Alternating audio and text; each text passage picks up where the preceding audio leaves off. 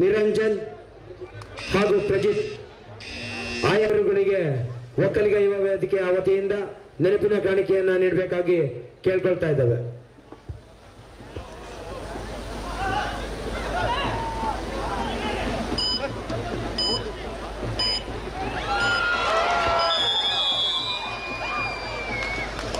ಕಳಿಸಿರುತ್ತಾರೆ ಅಧ್ಯಕ್ಷರು ಮತ್ತು ಆಡಳಿತ ಮಂಡಳಿ, ಒಕ್ಕಲಿಗರ ಯುವ ವೇದಿಕೆ, ಸೋಮವಾರಪೇಟೆ.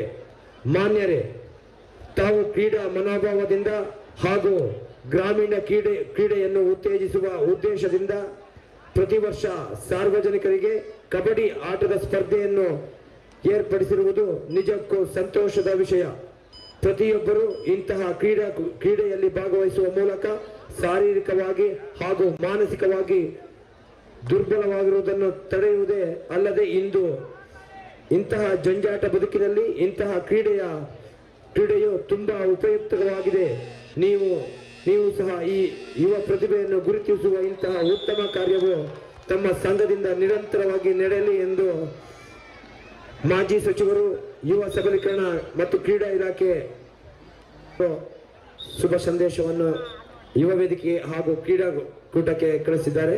ಇವರಿಗೂ ಯುವ ವೇದಿಕೆಯ ವತಿಯಿಂದ ಎಂಪಿ ಅಪ್ಪಚ್ಚುರಂಜನ್ ಅವರಿಗೆ ಅನಂತ ಧನ್ಯವಾದಗಳನ್ನು ತಿಳಿಸ್ತಾ ಇದ್ದೇವೆ.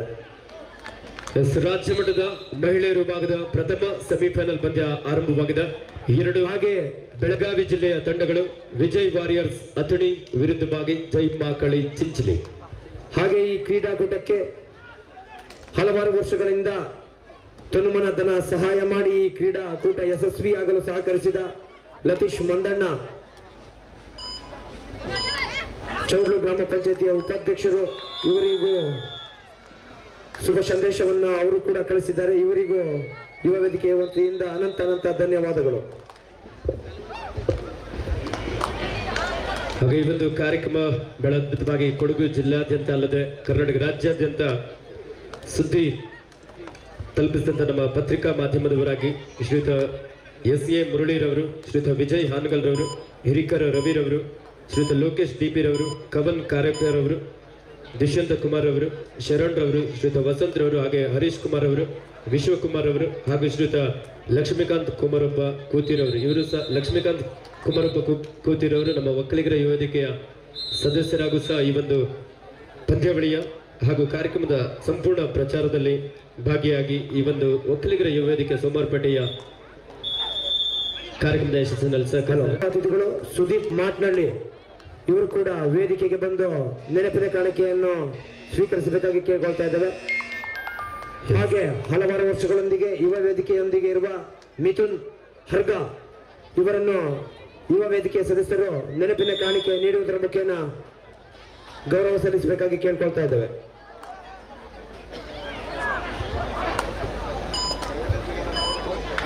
ಸ್ಥಳೀಯಲ್ಲಿ ಸೌತ್ ಸೆಂಟ್ರಲ್ ರೈಲ್ವೆ ತಂಡದ ಜೆರ್ಸಿ ನಂಬರ್ 11 ಆಟಗಾರ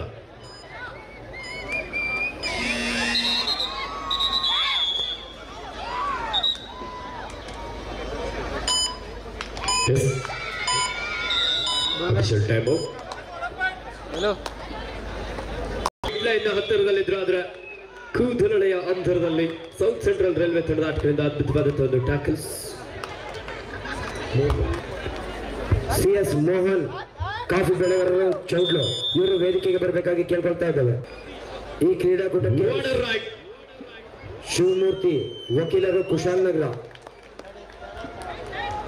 ಸಂಕಡ ಒಂದರಲ್ಲೂ ಸಹ ಮಹಿಳಾ ವಿಭಾಗದ ಪಂದ್ಯ ಶಿವಮೂರ್ತಿ ವಕೀಲರು ಕುಶಾಲನಗರ ಇವರಿಗೆ ಒಕ್ಕಲಿಗ ಯುವ ವೇದಿಕೆ ವತಿಯಿಂದ ಸ್ವಾಗತವನ್ನ ಬಯಸ್ತಾ ಇದ್ದೇವೆ.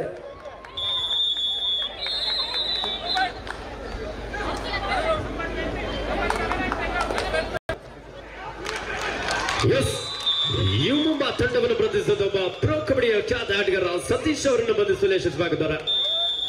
ಸ್ಕೋರ್ ಬೋರ್ಡ್ ಮುಂಭಾಗದಲ್ಲಿ ನೀಡುವುದರ ಮುಖೇನ ಗೌರವಪೂರ್ವಕ ಕೃತಜ್ಞತೆಯನ್ನು ಸಲ್ಲಿಸಬೇಕಾಗಿ ಕೇಳ್ಕೊಳ್ತಾ ಇದ್ದೇವೆ. ಅದೇ ರೀತಿ ಈ ಒಂದು ಕಾರ್ಯಕ್ರಮದ ಸಂಪೂರ್ಣವಾದಂತಹ ಫೋಟೋಗ್ರಫಿ ಹಾಗೂ ವಿಡಿಯೋಗ್ರಫಿಯನ್ನ ಶ್ರೀಯುತ ಸುದೀಪ್ ಬಗ್ಗಂಡ್ರವರು ಭವಾನಿ ಫೋಟೋ ಸ್ಟುಡಿಯೋ ಬಹಳ ಅದ್ಭುತವಾಗಿ ಈ ಒಂದು ಕಾರ್ಯಕ್ರಮವನ್ನ ಇಲ್ಲಿ ಅವರ ಒಂದು ಕ್ಯಾಮ್ರಾದ ಮೂಲಕ ಸೆರೆ ಹಿಡಿದಿದ್ದಾರೆ. ಅವರಿಗೂ ಸಹ ಅಭಿನಂದನೆಯನ್ನು ಸಲ್ಲಿಸ್ತಾ ಇದ್ವಾ.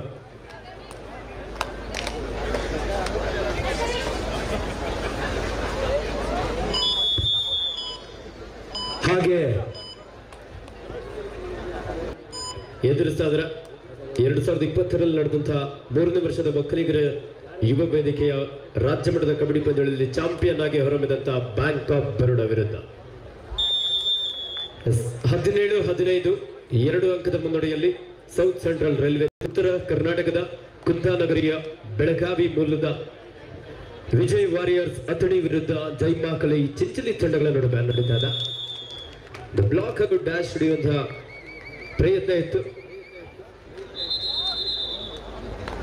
13-7 ಜೈಮಾಕಲಿ ಚಿಂಚಲಿ ತಂಡದ ಪರವಾಗಿ. ಚಿಂಚಲಿ ತಂಡದ ಅಮೂಲ್ಯ ಪಾಟೀಲ್ ಸೀನಿಯರ್ ವಿಭಾಗದಲ್ಲಿ ಕರ್ನಾಟಕ ರಾಜ್ಯ ತಂಡವನ್ನು ಪ್ರತಿನಿಧಿಸಿ ಇಂಡಿಯಾ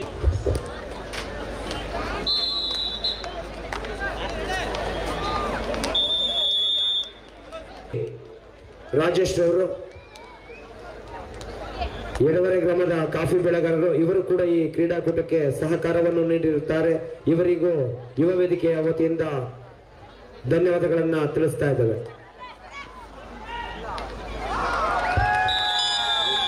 ಇವರು VSS ಬ್ಯಾಂಕ್ನ ಐಗೂರು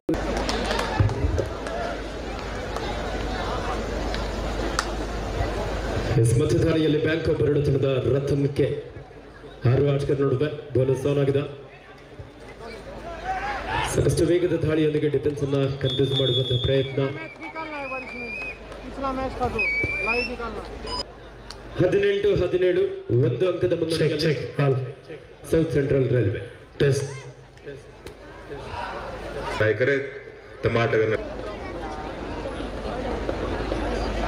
ಇನ್ನು ಕೆಲವು ಟಿಕೆಟ್ಗಳು ಬಾಕಿ ಇದೆ. ಟಿಕೆಟ್ನ ಬೆಲೆ ಕೇವಲ 100 ಮಾಡಬಹುದು. 3 ಬಹುಮಾನ ಬೇಕಂತಂದ್ರೆ